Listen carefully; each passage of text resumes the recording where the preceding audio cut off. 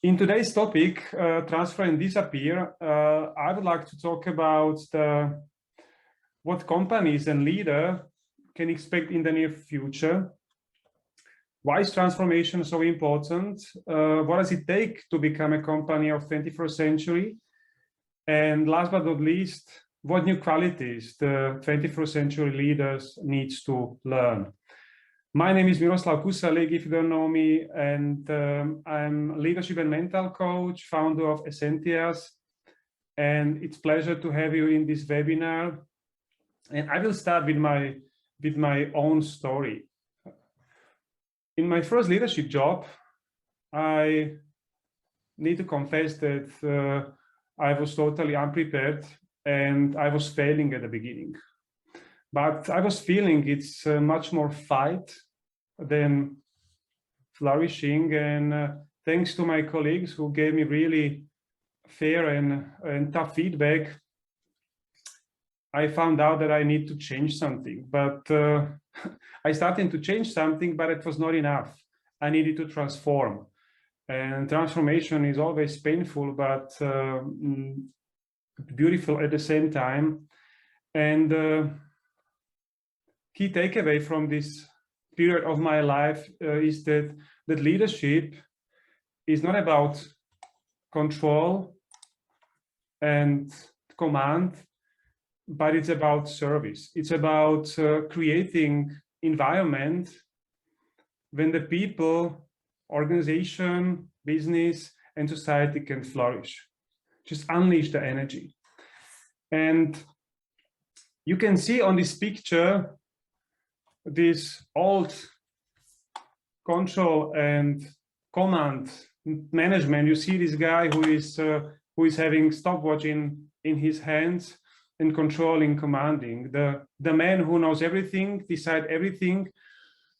However, I think it doesn't work in 21st century. So I think that the 21st century leader is rather gardener. It's really someone who let the people flourish, who create this environment, because he knows that he can't know everything in this time.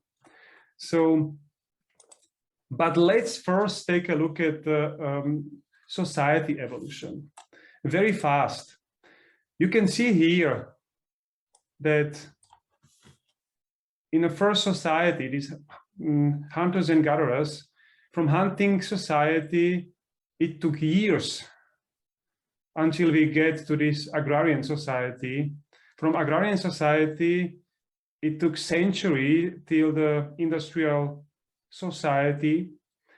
And then you can see then from industrial society to information society, it was maybe decades. And from this information society to this super smart society, which we have now, this digital world, it takes years and months. And you can see on this picture very clearly that the time for adaptation is getting shorter and shorter. And this has consequences, and we all carrying the legacy. So to explain more what I see two big challenges for, let's say, human being. And of course, they're not only human being, but for the leaders as well and their organization. So the first one, which I see, is the capacity of human being. I will explain more about it. As you can see here, that we need to really admit and recognize that the pace of technology development is much higher than this ability of human being to adapt. So that means that human brain is not able to keep the pace with technology development. And our brain is not prepared. And simply, human beings need to develop, need to train the brain. And one of the best mental training is mindfulness, and we need to better work with energy. So this is the first really a big obstacle for human being. And you can feel it in this information overflow. You feel to be overwhelmed, you know, by all what is coming your way. This is bringing a lot of mental health issues, burnouts. So this is actually the first challenge for human being. And the second one is culture and leadership. And I mean that in each of our brain, there is this legacy and this history of industrial age mindset for the new world. And what I mean by this, you can imagine that, you know, how we grew up. We grew up rather in a control and command environment. In the school, we are still, in a lot of schools, we are preparing and educating people for industrial age. We are preparing the people to be commanded and controlled. The work environment, we need to admit that in a lot of companies, there is still this control and command leadership. And this is you know, the problem is that leaders are under pressure. And when we are under pressure, the emotional part of the brain is switching off the rational part of the brain, and we are running on the autopilot 90% of the time. And this program which we have in our mind is, or in our brain, is controlling command. It is industrial age. We haven't really adapted from this industrial age to the new way of thinking. So these two challenges there are a lot of external challenges, but these are internal challenges. And the different culture, the different leadership, we can really change only by inner work, by development of self-awareness, self-leadership.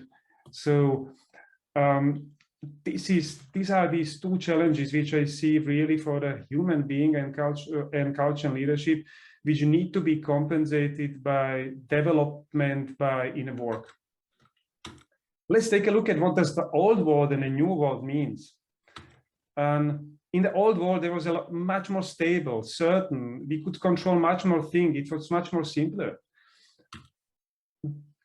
Then, you know, one of the most important resource which we had was capital. And we had this old generation workforce, these loyal, I call them, sorry for it, but reliable executors.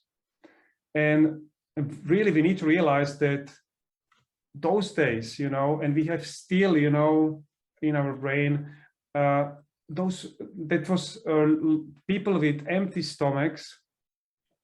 And those people really were very obedient. However, in the new world, I don't know whether you heard about it, is this new world, this VUCA world. This world is volatile, uncertain, complex, and ambiguous. So that means that this one man show who knows everything, decide everything, and can really with one brain beat the competition, it doesn't work anymore. It's not able in this new world. You see a lot of disruption economically, politically. Now you see the COVID crisis. Now, you know, the very important resource is data. You know, the companies which are really working with a lot of data, they have really a lot of power. And we see a lot of Internet of Things, you know, artificial intelligence coming. And we have the new generation workforce. And in this new generation workforce, they have not any more empty stomachs, and they haven't come to the work really to be controlled and commanded. They want to be inspired. They want to be developed. They need a purpose. So this is the new world, you know. In this new world, using this old culture and leadership, this control command simply doesn't work. It could be tell that, or we can tell that this is like this analog and digital signal. This analog signal was already switched off, and the managers, control and command, who's still working or on analog signal, they will be switched off. There is a new digital signal. We can put it in this metaphor. You know, the difference between hurricane and tornado is very simple. When hurricane is coming your way, then you know it's a couple of days before. But when tornado is coming, you know, it may be a couple of minutes, you know, and you don't know from which direction. And this old world, this old organization and leadership, they were really in this reactive mode. They were excellent in reacting what is coming. And they can really mobilize and really deal with the challenges. But in tornadoes, new world, you have no chance. If you are not proactive, if you are not at the front of what is happening, you may be really dismissed or you will disappear, as it happens to Nokia. It's a great example. Nokia simply failed to adapt and reposition on the market, and it was all about the leadership and culture which were in Nokia. So this is the hurricane and tornado, the new and the old world. And why is transformation needed? I see it in two. So one is really definitely the workplace, and the second is marketplace, because these are these most important aspects of the organization and company who wants to make profit. And now we can observe a huge competition for the best talents. But the best talents will not go work for the control and command leadership and culture. They are not to be hired to be all the time told what they should do. You know, they are purpose driven. They are not obedient. They would like to do new things. And second thing, that they would like to work for with great leaders in great cultures, where they can really create innovating product for the best price and best speed. So, and second thing is the marketplace.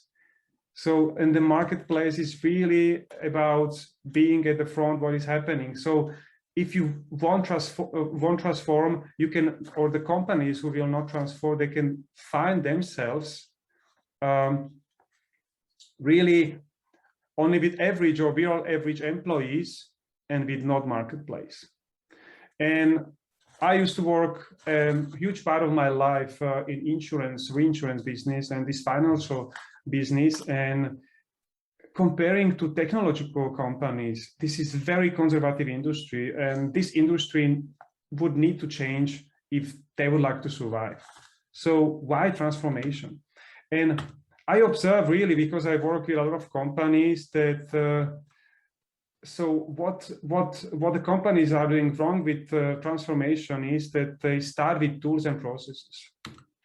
They hide behind digitalization and automatization. They push people to change, and development is for a lot of leaders a waste of time. But leaders know, you know, that they need to transform first. As Mahatma Gandhi said, be the change you want to see in this world. And they know that people hate to be changed. They want to be inspired to change. They need a vision. And they know that it's go through self-awareness, self-leadership, this inner work, and to creating of culture of development and learning. And what's the difference between transformation and change? It's very simple. Change is only outside, but transformation is really from inside out. Real transformation is not only digitalization or automatization, but means transforming the mindset of the people, which create a new culture. Culture in the company is shared mindset. And this is what the best leaders and best company do. So to summarize it, 21st century leadership challenges are those. It's huge complexity, constant change, and competition. These are the three huge aspects why the leaders need to grow and need to develop. I love it. I love my favorite, Darwin. It's not the strongest of the species that survives, nor the most intelligent that survives. It's the one that is the most adaptable to change. And adaptability is a key feature of leadership, or leadership in 21st century, with all these changes and with all deficiencies of human brain. So this is extremely important, to be adaptable, to be flexible in this time and not rigid. So let's take a look at the example. So what's the difference between control and command manager and 21st century leader? So control and command manager commands, but leader asks, listens. Control command pushes, leader coaches, supports, encourages, gives space. Control on the one side, and create trust and give the space. Control command is normally one-way communication, because this is the guy who knows everything, you know, but the leaders, they love dialogues. Definitely the control as a command, they know the answers, but leaders searches the answers. The control commands, they create structures and procedures, you know, to keep this control, but leaders co-create vision and flexibility. And this is very important, co-create, you know, to create with others, you know, that they are involving other people, because 5 brains is much more than 1 brain. Definitely control and command manager does things right, but the leader does right things, and right things are sometimes very painful, but this is leadership. This is the job. The 21st century leaders focuses on results only, but leader focus on people development. If you care for the people will care about business. The control command manager points to mistakes, but leader promotes learning. This is this failure culture. Let's make mistakes and learn from them. You know, when we started to walk, when we were young or kids, you know, we were falling a lot. So this is very important, falling, to proceed, to advance. And control command very often generates uncertainty, uses fears, and leader inspires and stimulates creativity. And you might say now that, okay, so it doesn't concern to me. I'm definitely not the control and command industrial revolution. What is it? I thought really those days the same. It can't happen to me, but human being reacts totally differently under pressure. And once more, we run on autopilot 90% of the time. And those programs which we have are very much control and command.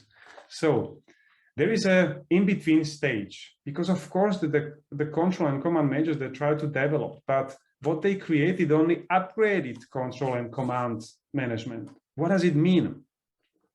It does mean that they improve the communication, you know. However, they only upgraded obsolete, dysfunctional culture and leadership, but it remains dysfunctional. When you upgrade something which is dysfunctional, remains dysfunctional.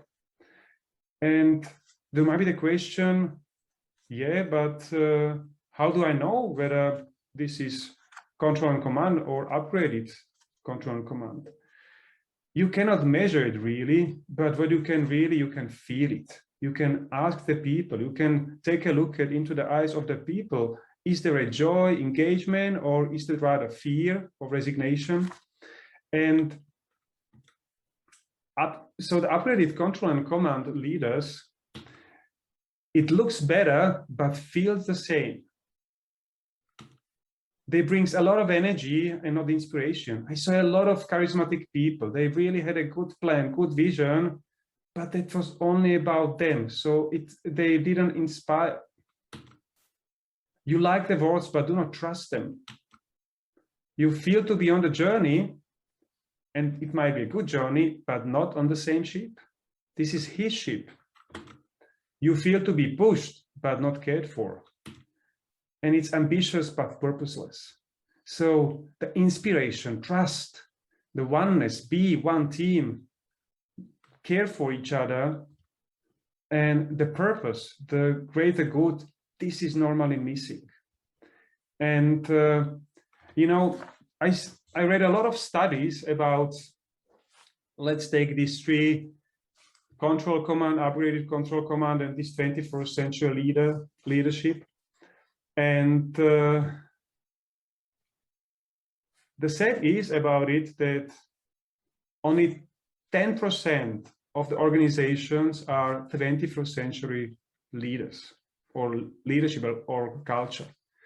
90% of the companies are still in this control and command or upgraded control and command, and we can say that about 30% might be in this really old control and command, and 60% in this upgraded control and command leadership style.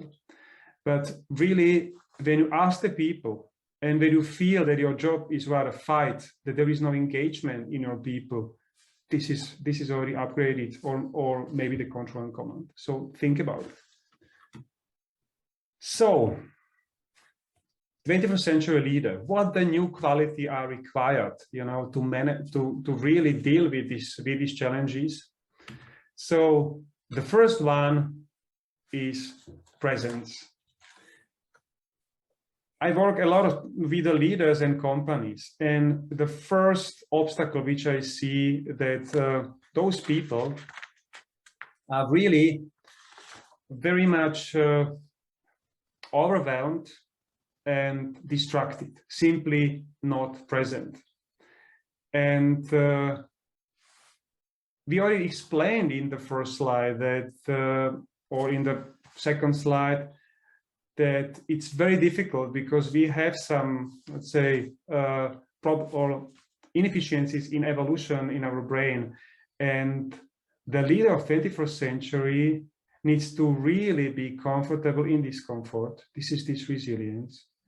To really need to have a sense of clarity where there are problems, there are storms on the markets and problems in the teams, clear mind, and need to have always the vision, the right direction. So the presence is really very, very important part, and you can train it very much with mindfulness or other mental trainings. The second very important thing is connection. I work once more. Another big problem which I observe in the companies is that those companies, they are like companies in the companies, silos. They are really fighting against each other. They are competing against each other, and they are losing a lot of energy. And you know, when you lose so much energy inside, how you can compete the best company outside? So the role of the new team leader is create from conflicts connection, to create great team, the one team spirit, which is really based on shared values, however, with complementary talents. So the second one is really ability to create connection. And as you see in this picture, the 21st century leader is not above other people, but is in between, you know, it's at the same level. They normally doesn't create a huge organizational structure, you know, it's very flat, you know, and they were really very much in metrics, corporate, a lot of different teams in the company. The third thing, very important, is compassion. One of the most prominent deficiency in non-functional team is trust. So the leaders in 21st century, you know, they need to create the atmosphere where the people feel psychological safety, when the people feel authentic, where they can freely express their opinion, where they can criticize, because otherwise the people will be not engaged, they'll be not coming with idea. And do you know why? Because they have fear that there is something to lose. They need to have huge trust to challenge and to bring new ideas. And without challenging and bringing new ideas, the company doesn't have a chance to compete against the best on the market. And the last one, and this is the selflessness. One of the biggest obstacles of the great manager which I saw in my life is their own ego. To bench your own ego, this is the most difficult thing, you know. When it's about me, my interest, then really the people will not inspire, you know. The people love to see the greater good, the purpose. So it's a purpose-driven business. So the people love to work for a company which does something for society, for environment, you know, and only this can inspire.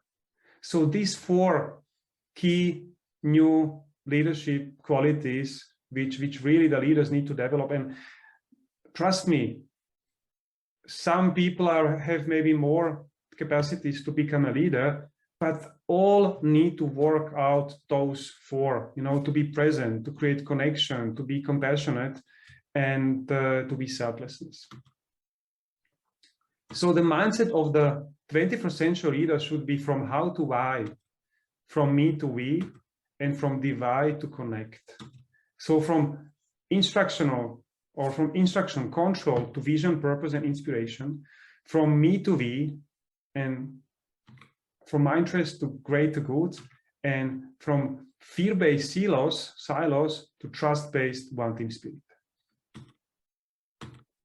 So, as a conclusion, each of us has the choice. Is that this one, planner, commander, controller? Each of us could be, you know, planner, commander, controller. It feels good when I can control it, I know. Or the new paradigm of 21st century is the visionary, is the coach, community manager, technology promoter, social activist. Because the leader knows that in this VUCA world, in this challenging 21st century, he doesn't have chance to succeed on his own. He needs others, and the resilience, trust, oneness, and inspiration is what he would like to achieve in his organization. And how we help our organization and leaders, because our vision is to help managers to become leaders and companies to become 21st century organization, to make this transformation. And we organize transformation workshop and facilitation for our clients. We organize transformation leadership development programs and mental resilience mindfulness programs. And this is what we offer. But of course, we are going on the needs, on the problems of our clients. And once again, leadership is not only in the organization, corporate business, but it's the self-leadership of each of us, because we each influence the people around us, in our families, in the schools, on the street, you know. So leadership is not only the business of the corporation or the companies, but each of us.